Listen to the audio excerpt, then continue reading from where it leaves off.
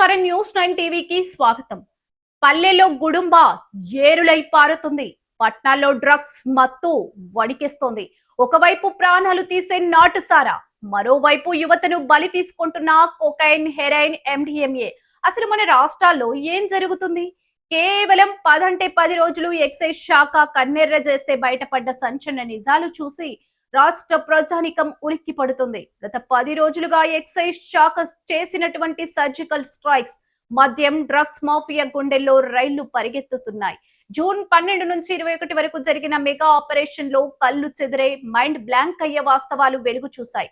అక్షరాల 841 కేసులు, 651 మంది అరెస్ట్ అంటే మాఫియా వెళ్లే ఎంత లోతుగా పోయిందో అర్థం చేసుకోవచ్చు. ఇక్కడ అసలు ట్విస్ట్ ఏంటంటే, ఒకప్పుడు గుడుంబ ఉక్కుపాదం అన్నాం, రాష్ట్రంలో గుడుంబానే లేదు అన్నాం. కానీ 10 రోజుల్లో ఎక్సైజ్ శాఖ ధ్వంసం చేసిన గుడుంబా ఎంతో తెలుసా?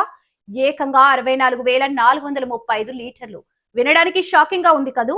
ఇందులో మరో సంచలన విషయం, చారిత్రక నగరం వరంగల్ ఇప్పుడు గుడుంబ రాజధానిగా మారిపోయిందా అనే అనుమానాలు వ్యక్తమవుతున్నాయి. అత్యధిక గుడుంబా కేసులు వరంగల్లోనే నమోదు కావడం వెనుక ఉన్న అసలు రహస్యమేంటి? ఇన్నాళ్ళు వరంగల్లో ఇంత జరుగుతున్నా స్థానిక నాయకులు, అధికారులు ఏం చేస్తుండ్రు? ఎవరి అండ చూసుకొని ఈ మాఫియా ఇంతలా రెచ్చిపోతుంది? ఇది కేవలం లోకల్ సారా ముచ్చట మాత్రమే కాదుండోయ్. బార్డర్స్ దాటి వస్తున్న ఇంటర్నేషనల్ డ్రగ్స్ మాఫియా గుట్టు కూడా రట్టయింది. 3,191 లీటర్ల అక్రమ మద్యాన్ని పట్టుకున్నారు. ఏకంగా 114 కిలోలకు పైగా ప్రాణాంతక గంజాయి, కొకైన్, హెరాయిన్, ఎండిఎంఈని సీజ్ చేశారంటే పరిస్థితి ఎంత దారుణంగా ఉందో ఆలోచించండి. 119 డెలివరీ వాహనాలను స్వాధీనం చేసుకున్నారు.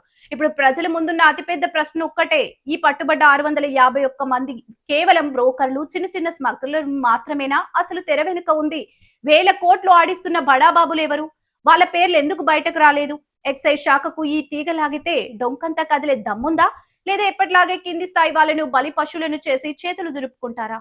మత్తులో తూలుతున్న రాష్ట్రం, డ్రగ్స్ మాఫియా వెనుక ఉన్న పొలిటికల్ బాస్లెవరు?